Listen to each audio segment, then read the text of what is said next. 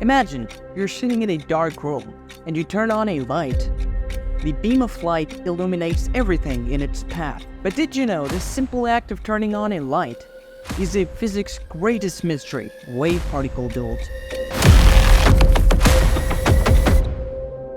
In the 20th century, scientists discovered that light behaves in a way that defies everyday's logic. Sometimes it acts as a beam of particles, and sometimes it acts like a wave.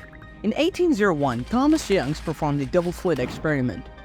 He shined light through narrow slits, and what appeared on the screen was dark and light fringes or bands. But when scientists repeated the experiment with tiny particles such as electrons, they were surprised that the electrons also created an interference pattern.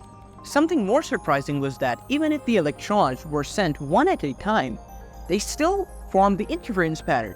It was as if the electron was going through both slits at the same time, interfering with itself like a wave. But there is more. When scientists placed the detector at the slits to see which slit the electron went through, the interference pattern disappeared. This happens because particles like electrons don't have a definite position until we notice them. They exist in a state of probability described by a wave function. Now let's add another piece to the puzzle.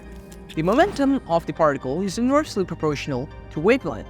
Essentially, when momentum is high, it dominates, and wave nature is less prominent. Wave-particle duality is a fundamental concept in quantum mechanics, revealing a universe where every act of observing shapes the nature of reality.